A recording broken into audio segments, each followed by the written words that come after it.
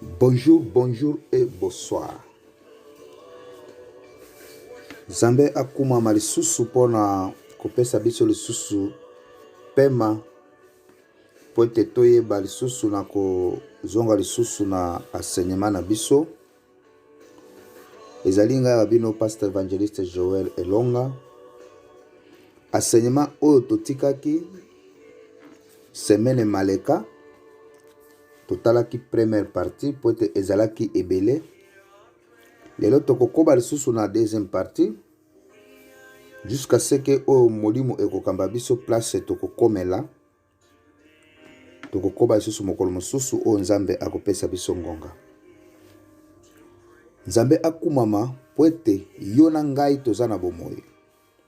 Na tango bato ebele bazali na ba hôpital, bato ebele bazali na ba prison, bato ebele bazali kotambola bisika na bisika, kobeta mutu gauche droite, komilukela makambo ebele. Me yo ozali na kimia, yo ozali na eloko ya kosala oyo ezopesa yo kimia, lokumu ezongela kolo. Ezali po ete tozali spécialité, mais ezali pona ngolu na ye, ezali likolo na ngai na yo. Toujours il fallait kokumisaka kolo na nyonso oyo ozali koleka na kati. Po te alobi tokumisa ye na ba circonstance nyonso. Circonstance mosusu yaka oza komona ezali mabe pona yo na ta wana po te yo olingaki yango te.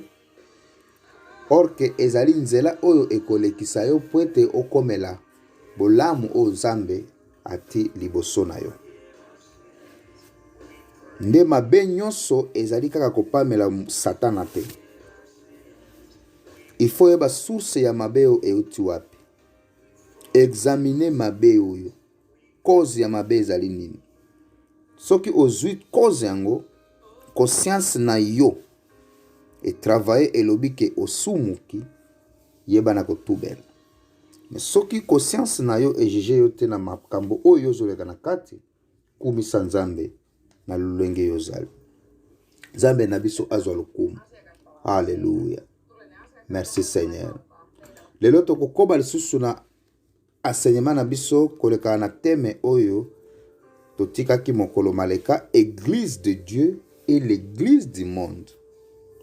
Avant tokota na kati toyeba na kokumisa kolo pote yende azali mokolo pema, yende azali mokolo sagesse, intelligence pona liloba na ye po ete eyeba na kokangula biso totikala le même te. Oza Nzambe lokumu na masanzoli etatola o papa po ete yo bongi lokumu. Totiki lisusu enseignement na biso na maboko na yo. Esika leki yaya papa mama bafandi po ete bayeba na koyoka liloba oyo ezali kotepa na yo. Nzambe simba mitema na bango, fungula mitema na bango, matoi na bango efungwama po ete liloba na yo ekota kati na bango. Pe molimo na yo kolo ezosika kati na bango po ete liloba wana batia na misala. Po ete liloba na yo pe Nzambe eyeba na kokangula bango. Polo baki papa toko yeba busolo ekotika biso lolenge wana te. Toujours tokozala libéré. Tika Nzambe enseignement oyo ezali liloba na yo kouta epai na yo. Tika Nzambe eyeba na kolibere bana na yo na bisika nyonso bakofanda po te bayoka liloba oyo. Nake kosenga pouvoir na yo papa kolo Nzambe ezala esprit kati na ngai. Ngai na bunga yonde papa omonisama. Yondo zwe sika kati na ngai. Oyeko bima kati na ngai papa ezala yo. Mais ngai nazala utiliser na puissance à cet esprit. Oza Nzambe. Kombo no maseta tolama. Na kombo na Yesu Kristo. Amen. Alléluia. Na première partie donc tomonaki Église de Dieu et l'Église du monde. Et loko ya mutuya to trouvaki kuna que la tête. Na question na biso na kati nango ezalaki pourquoi l'Église ezalaki établie. Na question na biso ya mutuya, pourquoi Église ezalaki établie. Tokendeki komitu na lisusu na Église wana esalaka nini. Pourquoi Église ezalaki établie sur la terre. Siko église wana mosala ya église esalaka nini? Pe église wana epesaka biso ba eloko nini ya mutu, c'est-à-dire exemple église ezalaka nini? Na tango tokotaki na kati kimozindo, tokendeki koyeba ke église eza tête eza Christ. Siko role oyo Christ azalaki kosala na se moi awa, totangaki yango na ba chapitre belé, ezalaki role oyo ezalaki ko présenter l'amour et la compassion. Pe azalaki par le Saint-Esprit pour ete azala na puissance oyo eko permettre ye akota na monde de ténèbres pour na ko libérer ba o baza bakangami. Sikoyo, église du corps du Christ. Donc, église ya lelo, tête ekomi pembeni, nzoto ekomi pembeni. Or que nzoto ebotama na tête. Nzoto ekufaka na tête. Nzoto ekolaka na tête. Pourquoi?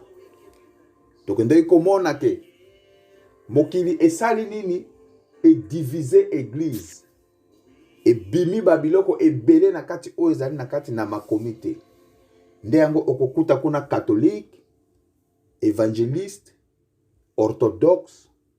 Yango ekei ko créer sikoyo ba ministère ya monde. Ok, okokuta kuna ba archbishop, ba révérend, ba makambo ebele ebele ndenge moyoka ka bango na ba titre wana. C'est-à-dire eza église institutionnelle. Alléluia. Siko lelo tokokoba na épisode ya mibale oyo ezako mema biso siko poto yeba na koyeba ke église primitive. Église primitive, corps du Christ. Siko soki to koti na acte des apôtres chapitre 2 nyonso otangi yango na bokebi ezako la biso nzoto ekoki kozala te sa esprit. Sans Saint-Esprit, c'est-à-dire église, et corps, et qu'on vivre de sa tête. Or que tout le monde qui na première partie que Zambe a inspiré Jésus-Christ par le Saint-Esprit pour être à pouvoir, na puissance ya ko libérer ba o bazana captivité na monde des ténèbres. C'est-à-dire la puissance du Saint-Esprit ya monde e ko libérer ba o baza captivé. Si konzoto ekoki ko vivre sans cet esprit, puisque ceux qui ezangi cet esprit, ezangi son nzoto te, eko sala eloko moko te.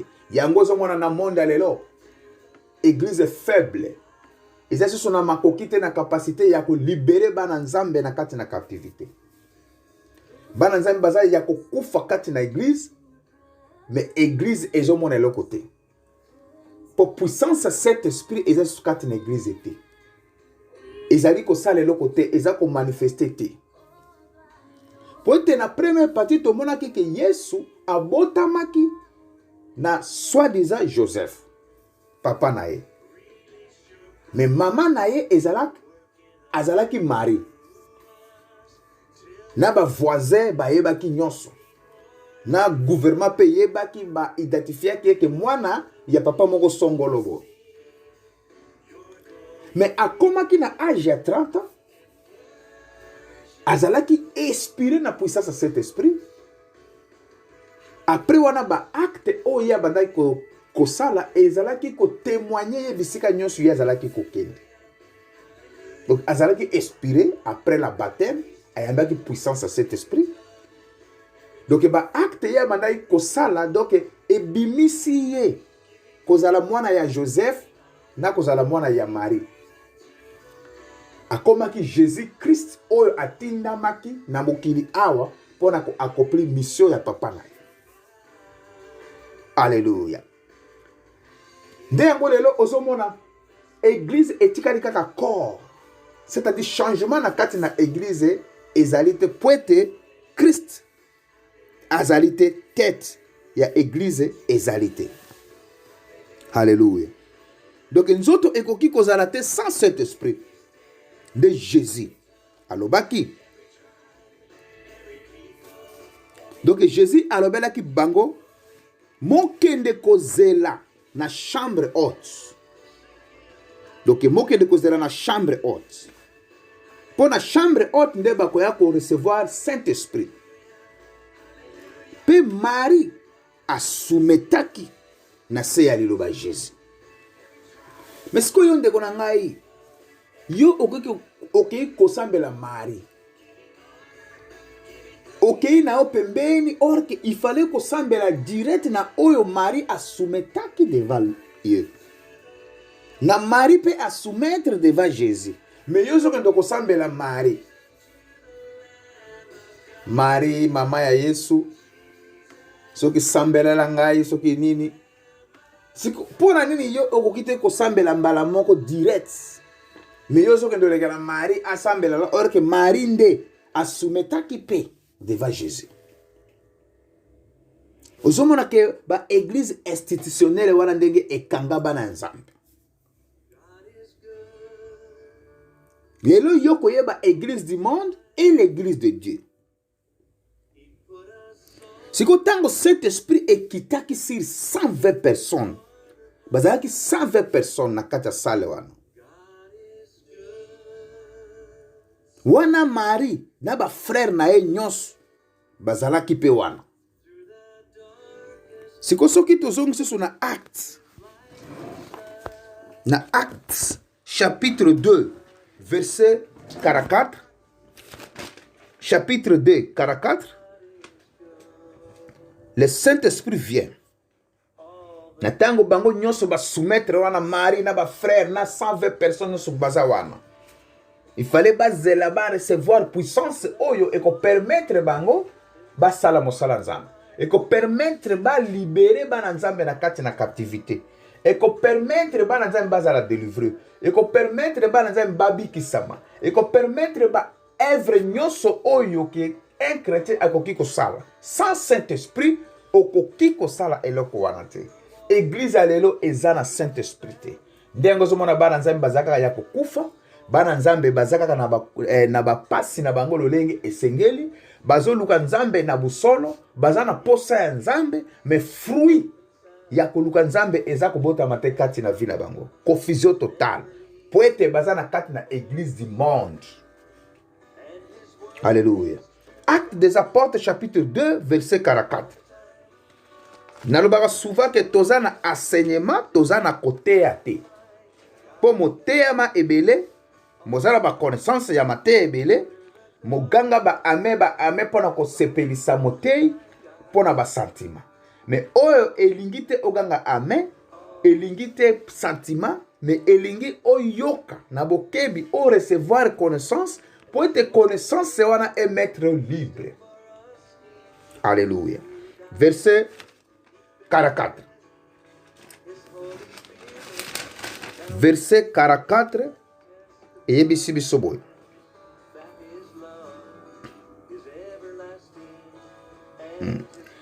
Tous ceux qui croyaient étaient assemblés et ils avaient tout en commun. Donc, bazalaki assemble. Pe bazalaki na nyonso esika moko. Bazalaki ko partager eloko na bango nyonso na bolingo. Esika moko. Tokota na kati poto développer. Se reconnaissant comme membre d'une même famille, celle de Dieu, les chrétiens de Jérusalem mettant leurs biens en commun afin que tout puisse bénéficier des dons de Dieu. Il est tenté, surtout si nous n'avons des processus matériels, de nous couper des autres.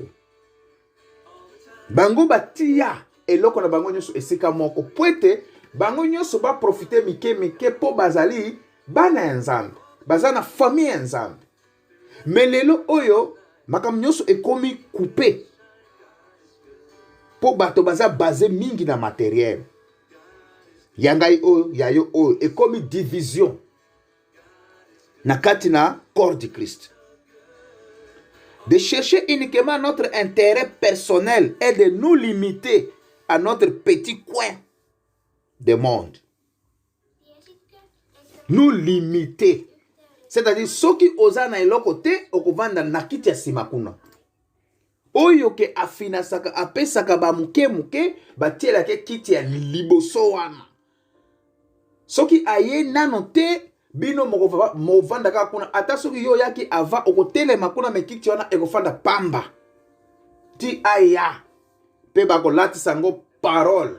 Balobi ke, donc, honorable a mérité double respect. Non.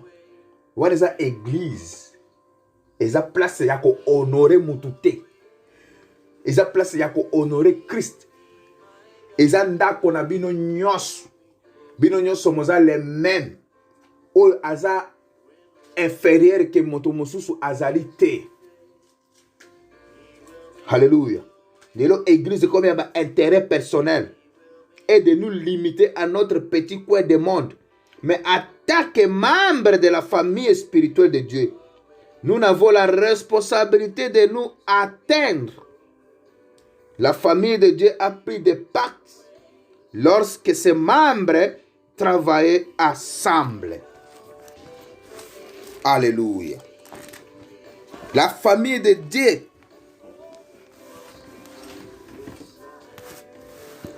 peuvent travailler ensemble.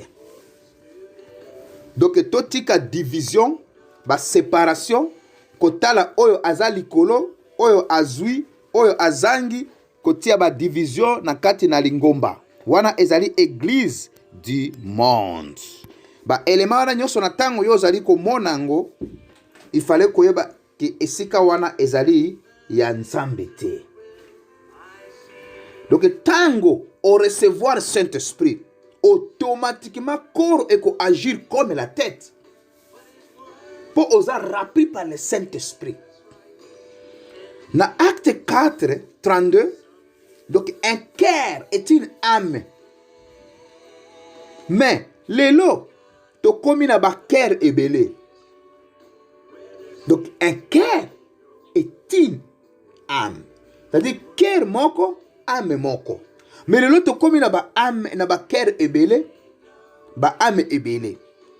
Ce que tangi na verset 34, na verset 34 église ya le lot etonda na ba indigent, ba égoïste, ba ko kite ko partager eloko elongo, toujours la division.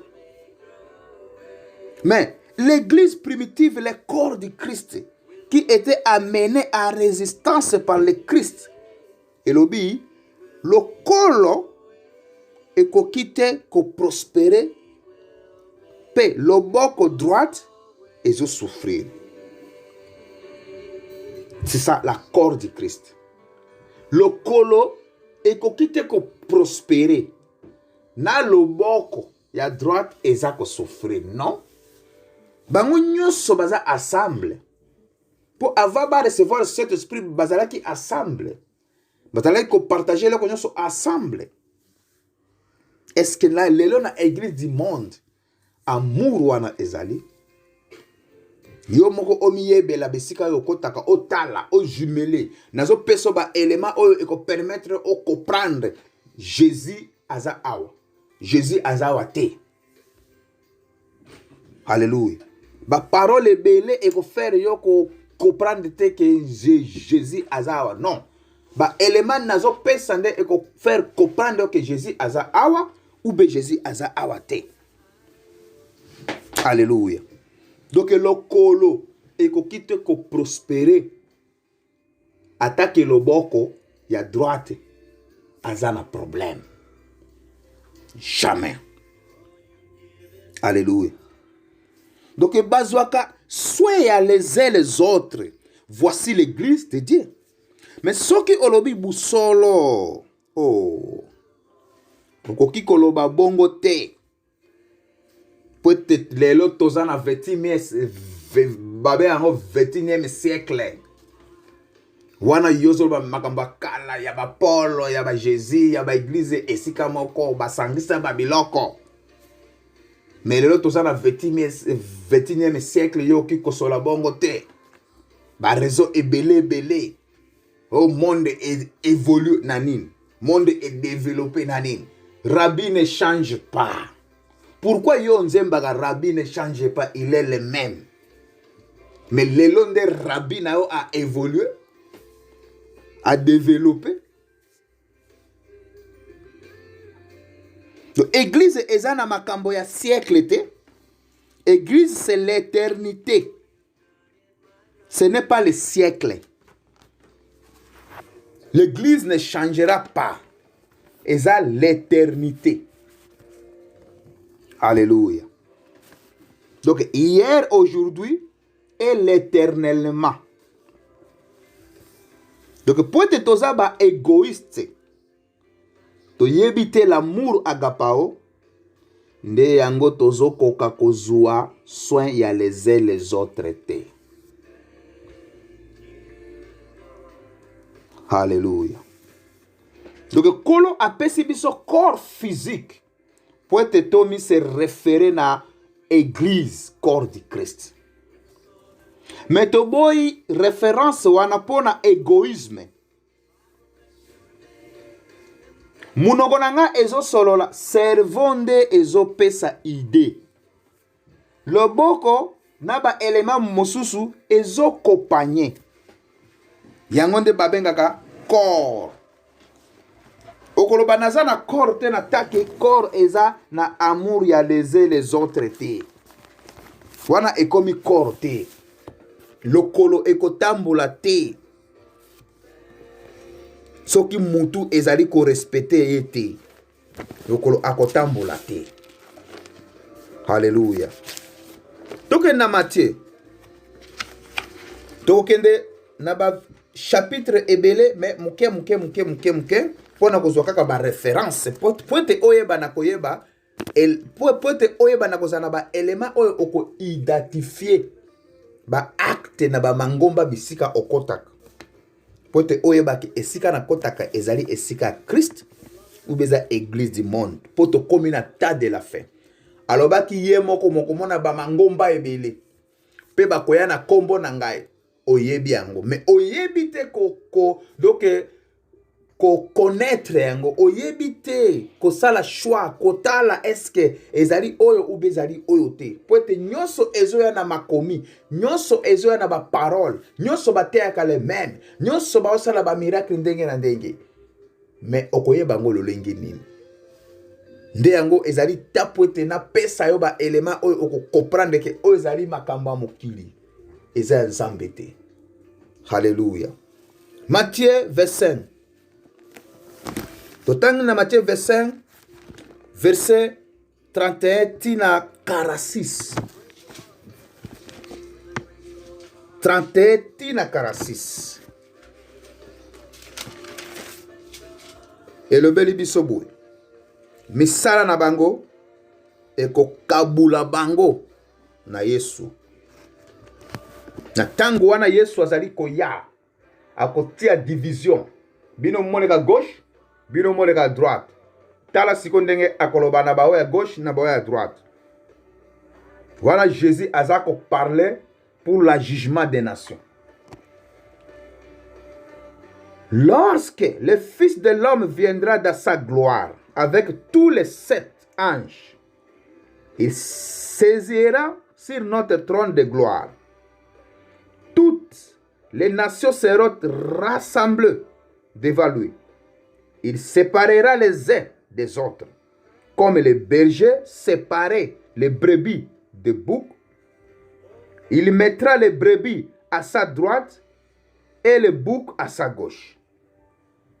Alors le roi dira à ceux qui seront à sa droite, venez vous qui étaient bénis par mon Père. O bazalaki droite abengi bango poete ba pambwa makina papa na bango. Bazalaki kosalela papa na bango. Bazalaki kosalela liloba nzambe. Bazalaki kosalela mokilité abengi bango. Prenez possession du royaume qui vous a été préparé dès la création du monde. Le effet, j'ai eu faim et vous m'avez donné à manger. Nazalaka na nzala mopesa ngai bilei.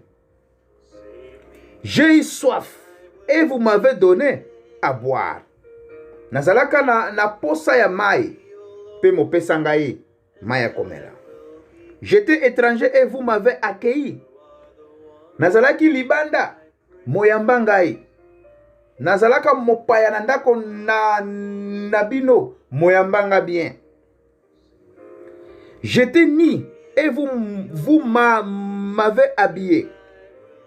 Nazalaki bolumbu molati sangai. J'étais malade et vous m'avez rendu visite.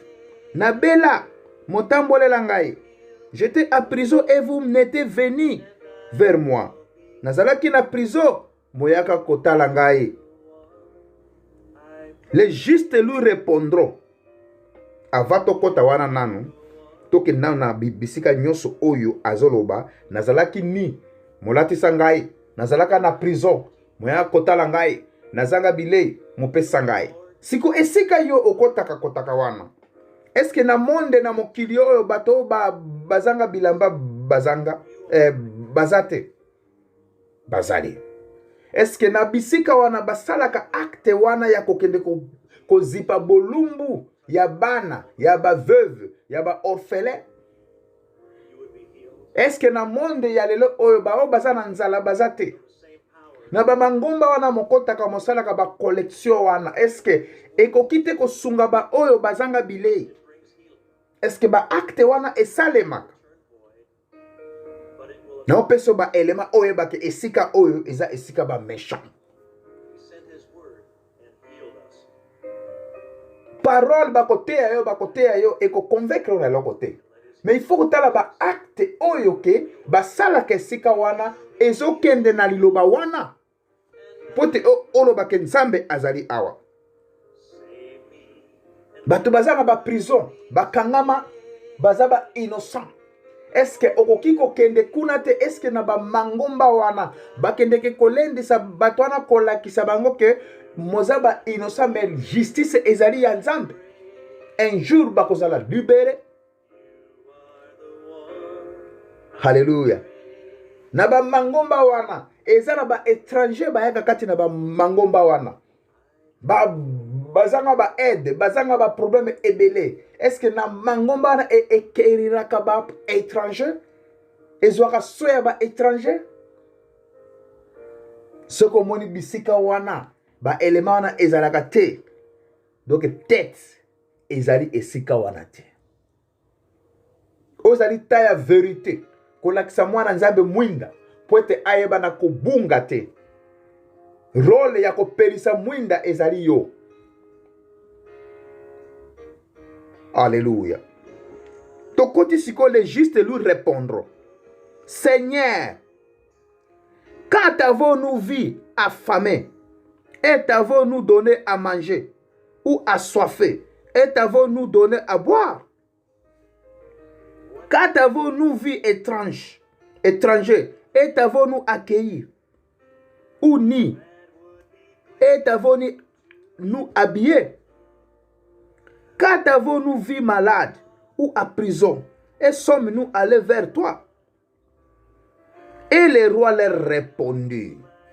Yoka sikoyo et yano ya roi na 40.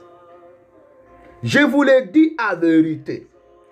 Toutes les fois que vous avez fait cela à l'un de ces plus petits de mes frères, c'est à moi que vous l'avez fait. Ba acte nyonso ozo sala wana, ozo sala nde pona ye Christ. Hallelujah. Ozo sala pona Christ, mais ozo sala pona ba orphelin wana te. Ozo sala pona ba veuve te. Ozo sala pona ba étranger te. Ozo sala pona ba malade te. Ozo sala pona ba prisonnier te. Mais ozo sala pona Christ. C'est ça, l'amour agapao. Les uns les autres. L'église de Dieu vivant. Alléluia. Alléluia. Ezalaki na 40. Je vous l'ai dit à vérité toutes les fois que vous n'avez fait cela à l'aide de ces plus petits de mes frères, c'est à moi que vous l'avez fait. 41. Ensuite, il dira, à ceux qui seront à sa gauche. Tala ba à gauche. Po wana azai ko ba pona ba droite. Ba oke ba kende ki epa papa. Ba sala ki ba acte ya malam. Ba sala ki rôle oyo ke etinda maki ba sala. Ba sala ki rôle oyo etinda maki ba zala ouais. Ba zala auctionner pour ba réaliser rôle à Christ. Siko ba o ba zala ki na gauche. Alobi, éloignez-vous de moi, maudit. Allez dans le feu, l'Éternel, qui a été préparé pour le diable et pour ses anges. En effet, j'ai faim et vous ne m'avez pas donné à manger. J'ai eu soif et vous ne m'avez pas donné à boire. J'étais étranger et vous ne m'avez pas accueilli. J'étais nu et vous ne m'avez pas habillé. J'étais malade et en prison et vous ne m'avez pas rendu visite. Ils répondront aussi. Bango peut va répondre de face. Toujours, monde ennemi se défendra. Défense et dimak. Bazali ko lakisa ke bango bazo sale la nzambe. Baza ko lakisa ke baza na 21e siècle. Baza ko lakisa ke bango batanga ba théologie belé. Baza ko lakisa baza ba archibishop. Ba évêque, oh banani ba kombo ndenge bino moyoka ka bango, ba kotelema, ba komi se défendre. Ils répondront aussi na karakat, Seigneur, quand avons-nous vu affamés, ou assoiffés, ou étrangers, ou nus, ou malades, ou à prison, et ne t'avons-nous pas servi? Et il leur répondit à répondre bango, je vous le dis en vérité, toutefois, toutes les fois que vous n'avez pas fait, cela à l'aide de ces plus petits, c'est à moi que vous ne l'avez pas fait. Ils iront à la peine l'éternel, tandis que les justes iront à la vie l'éternel. Nakokota mingi te pona ko détailler yango pona ko buka bukango. Donc eza mwa molai et comme abiso ta. Donc idée mozali nango ya Matthieu chapitre 25 verset 31 à 46. Donc église primitive prenez soin ya ba malade, guérissez-les, pratiquez l'amour agapao. C'est ça, c'est l'amour primitif. Église primitive plutôt. Donc ba oyo bazalaki na gauche ayebisaki bango malheur na bango po ete bamonaki ba malade basungaki bango te. Nazalaki na nzala moleisaki ngai te. Donc na verset 41 42 na 43. Donc yoka ba égoïste pe ba lobaki na verset 1 po baza ba égoïste. Il fallait ba protéger ba bien na bango, ba profiter ba intérêt na bango. Po bango bazali nde na monde intérêt, baza na monde amour agapaote.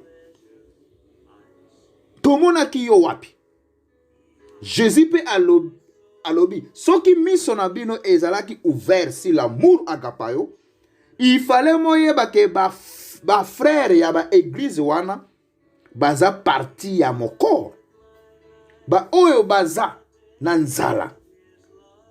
Donc ba oyo basala mabe baza na prison, ba sœur na ba frère oyo bazo bela esengela ki mo reconnaître bango pe moyeba baza ba membre ya corps de Jésus.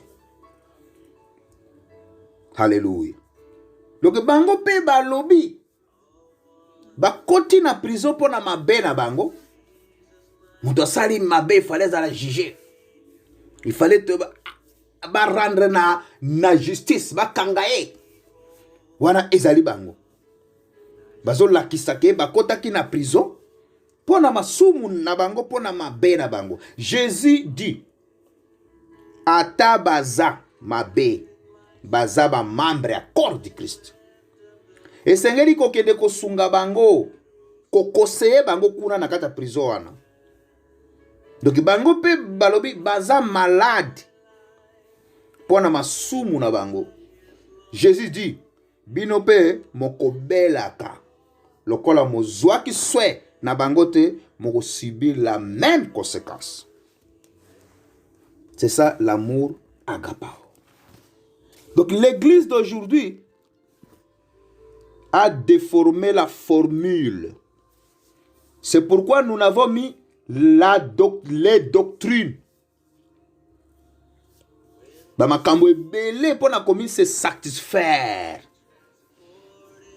Na doctrine na biso to lataka soki moi c'est alataka patalote. Na doctrine na biso moi c'est alataka boyete. Na doctrine na biso balia ka boyete. Makambo ebele ba koti po ba mi se satisfaire bango moko.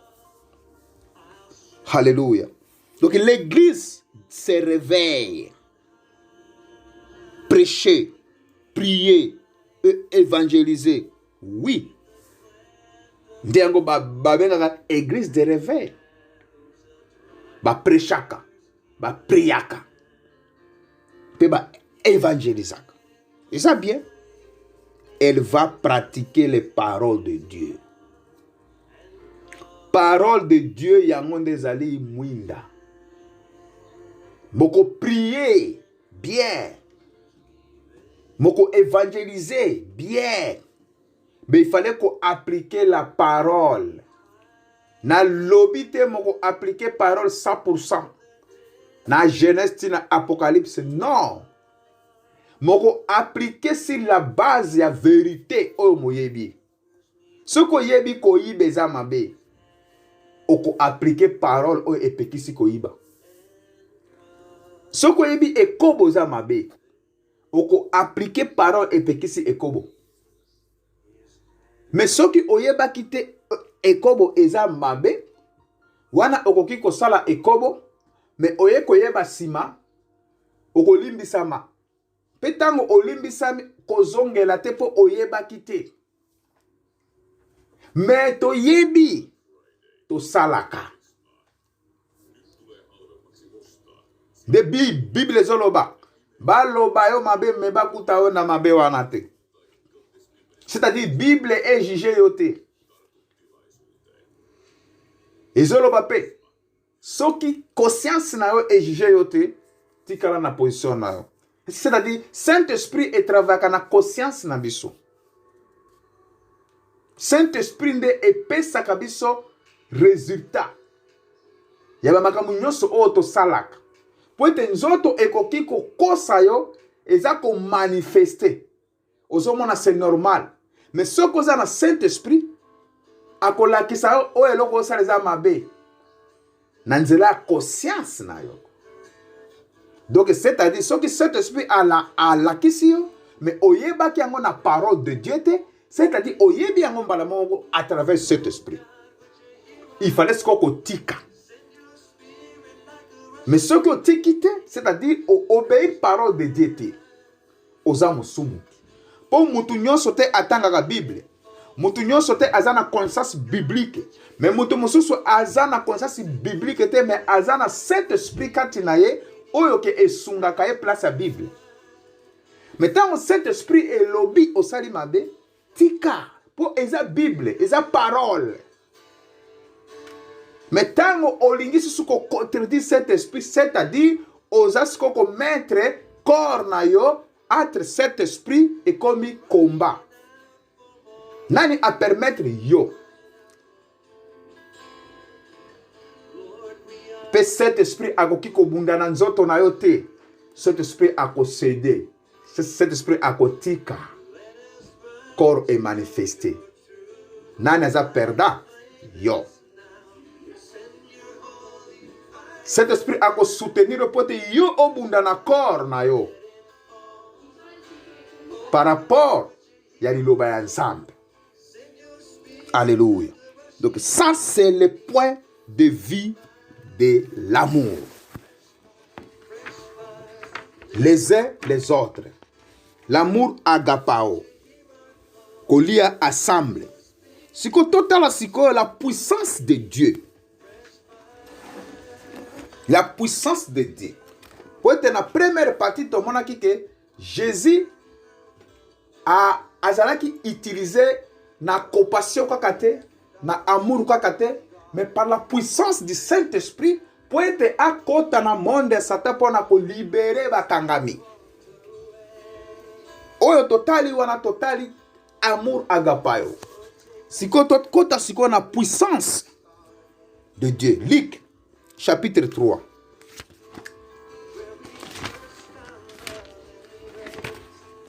Luc chapitre 3.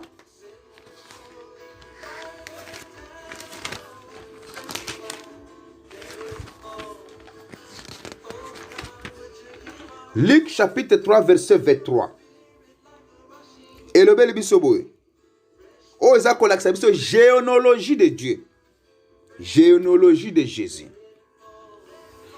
Jésus avait environ 30 ans lorsqu'il commença son ministère. Il était comme on le croyait, fils de Joseph, fils d'Élie. Abandaki ministère na 30 ans. Azalaki ndenge kaka yo zalaka. Mwana ya simbili abo na mwana ya Guatana. Ndenge père na epa zaki kaka Joseph na mama na kote pe mwana ya Nelly. Marie. Donc abandaki ministère na ye na 30 ans. Après 30 ans, azalaki lisusu mwana ya Joseph te. Azalaki lisusu mwana ya Marie te. Alléluia. Na vetro na soki tokoti na détail to détaillé pour te comprendre. 30 ans wana pourquoi? Le sauveur du monde a train de travailler dans un petit atelier de charpentier jusqu'à l'âge de 30 ans. Nous n'avons du mal à l'imaginer et il semblait difficile de croire que Jésus ait ainsi accepté de rester à Nazareth pendant tout ce temps. Alléluia. Alléluia. Mais il attendait patiemment l'heure fixe par son père pour commencer son ministère public. Azelaki yango patiemment. Patience ezali moko na ba fruit du Saint-Esprit. D'après la loi, 30 ans était l'âge minimum. L'âge minimum requis pour officier en tant que prêtre. Selon la loi, natawana 30 ans ezalaki âge moko oke oza libéré. Âge moko oza libre ya kosala oyo lingi. Âge moko oza na mature. Donc 30 ans, selon la loi, il y a des juifs natawana. C'est aussi l'âge auquel Joseph est entré au service du pharaon à Égypte. Puis Joseph abandaki mosala na Égypte na âge wana 30 ans. Et David devenu roi de Juda. Na 30 ans pe David akomaki roi de Juda. Donc na 30 ans wana spirituellement ezaka na makambo ebele na ba serviteur ya Nzambe oyo nyonso totanga bango na Bible. Tout na 30 ans. Alléluia. Tout na 30 ans.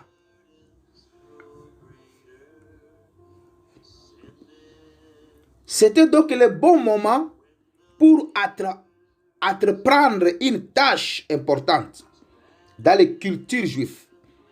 Comme Jésus, résistons à la tentation de brûler les étapes et de nous lasser avant que le Saint-Esprit nous y autorise. Sachons attendre le moment fixé par Dieu. Zelata oyo epesa meli na Nzambe. Kotala te o ajeleki, kotala te o makambo ebele tikala kimia tala ta o Nzambe a préparé pona yo. Kolatisa te ba idéologie na yo, ba makanisi na yo, ba analyse ba selo ba réalité ya mokili vi ndenge ezokende tika na position na yo soki oza na kati na liloba na ye tala ta na ye ekokokisama oye atiaki pona yo. Alléluia. Yo moko yebi oza na ba situation nini metia ta. Alléluia. Donc Élie peut être le bon père de Joseph. Si tel était le cas, nous n'avons ici la généalogie de Marie que Luc pourrait avoir obtenue directement auprès d'elle. Compte tenu de l'importance qu'il accordait aux femmes dans son évangile, cela ne serait pas étonnant. Alléluia. Na kati ya 30 ans, Jésus abandaki ba œuvre. Mais 30 ans, akolaki lokola yo. Lokola mutu nyonso oyo akoki kokola. Donc pendant 30 ans, Jésus azalaki kozela papa na ye apesa ye feu vert. Donc mot d'ordre. Azalaki considéré comme fils de Joseph et de Marie. Donc ce qu'on dans Marc chapitre 6 verset 1, azalaki l'homme ordinaire lokola ngana yo. Après qu'on recevoir ordre, akendeki kozwa baptême et pas ya Jean-Baptiste. Donc azwaki na ordre liboso, nde yango akeki kozala baptisé. Ndenge moko pe okoki koponama, obengami na Nzambe, semango oponami, oyebinga na ponami na za pasteur, na ponami na za docteur, évangéliste, aha. Nde simango oke sikoyo kobakisa connaissance na ndenge ya cours biblique. Mais monde lelo bato bakoma bazongisa mosala Nzambe profession. Alali akanisa lobi alo na kyo tanga nga cours biblique. A koti na cours biblique ya tangi ba courage ba force ba nini ba moyen na asirisi alo. Après profession mutu alukaka mosala. Après profession mutu akreaka mosala sur base ya eloko ya tangelaki. Pa a créer mbala moko église abimi archbishop. Bango wana. Mais ba pona makite. Ce qui total na généalogie ya Jésus, total ba heli azalaki kuna sima alokaki pe ko supporter ministère wana na marque na ye. Po azalaki membre ya famille ya Joseph. Azalaki na moyen na capacité. Mais Jésus azalaki ta fixé. Mot d'ordre de papa na ye. Po te asale la ye. Alléluia. Dès après qu'on soit baptême, dans Luc chapitre 3, verset 21, tango abimaki na mai, le ciel ouvrit. Quand le ciel s'est ouvert, le Saint-Esprit descendit à la voix du Père, à retentir, tu es mon fils bien-aimé. Maintenant, à toi j'ai mis toute mon affection. À ce moment-là, il y a la séparation des fils de Marie et des fils de Dieu. Supposons le fils de Joseph. Après qu'on recevoir Mungongo wana, azalaki séparé totalement. Vous avez le fils de Marie, supposons le fils de Joseph. Donc il prend soin. Ya musala ya papa na. Il prend son véritable place. Son identité réelle. Qui il est venu pour manifester sur la terre. À quel fils de Dieu. Alléluia. Donc dans Luc chapitre 4 verset 1. Luc chapitre 4 verset 1. Azalaki rappelé par le Saint-Esprit. Affronta qui Satan avec les Écritures. Pe alonga qui Satan a désert. Alléluia. Tout en Luc chapitre 4. Tout fongola chapitre 4. Tout zape wana. Chapitre 1. Luc chapitre 4 verset 1. Jésus, rempli du Saint-Esprit, revient du Jourdain. Il fut conduit par l'Esprit dans le désert. Ce qui te tangue en Gosikoyo na Luc chapitre 4, verset 14. 4, verset 14.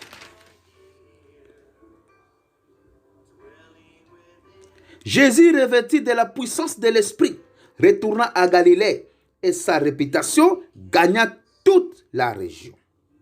Alléluia. la région.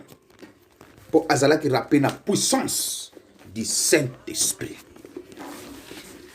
Alléluia.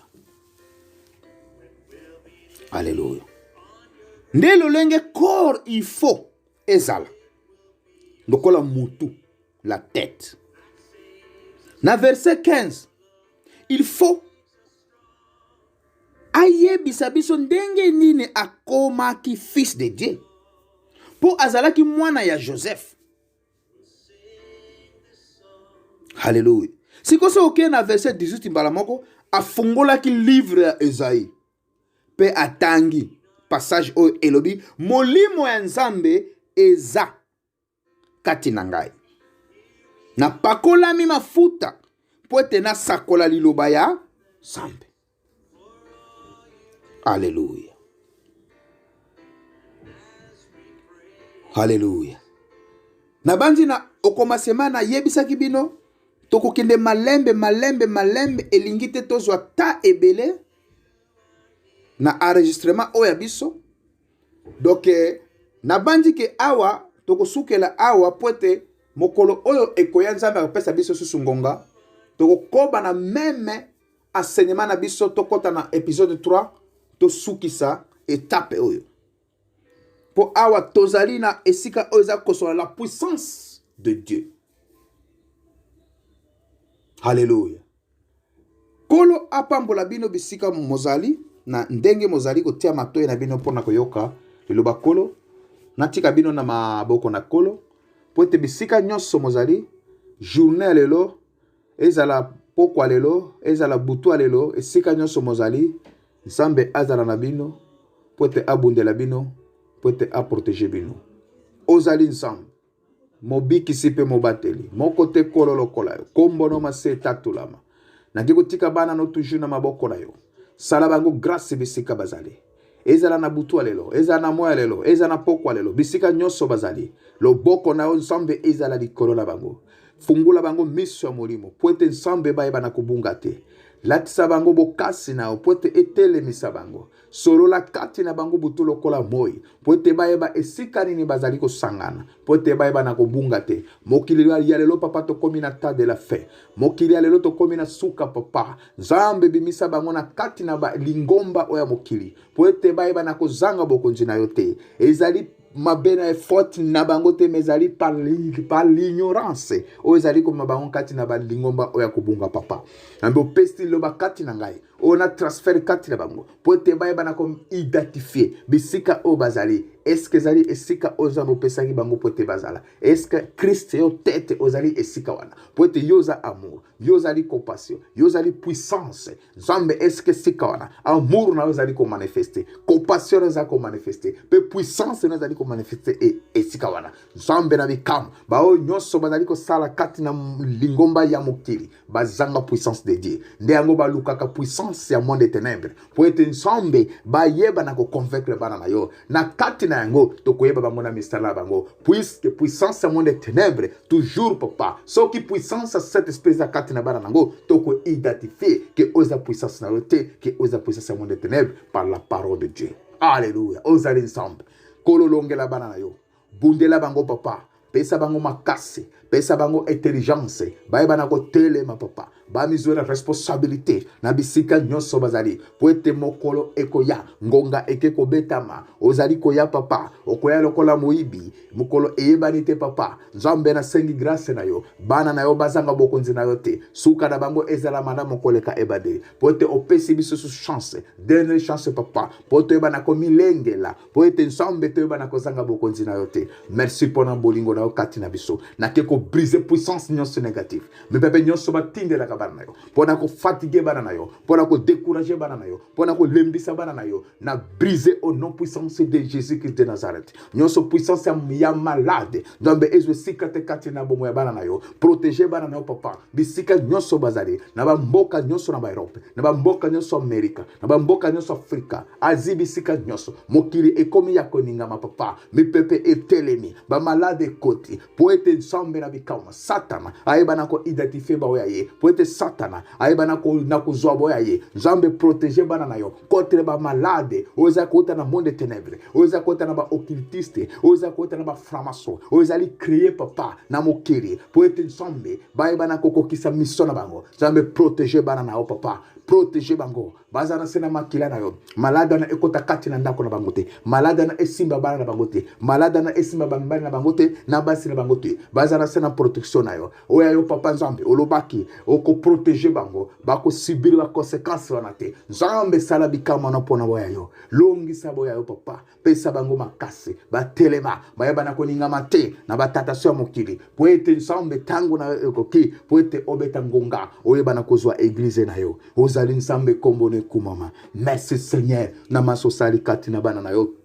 Alléluia. Tika lilo bana o papa ezo sika kati na bango esala mosala kati na bomo na bango na tiki bango na maboko na yo journal lelo na maboko na yo pokwa lelo na maboko na yo bisika nyonso bakokota bakoleka nyonso bakosimba bakosalela tika Nzambe epambwama po ete ozali Nzambe mobateli pe molongisi kombo no papa etatulama na kombo na Yesu Kristo na bondeli boye.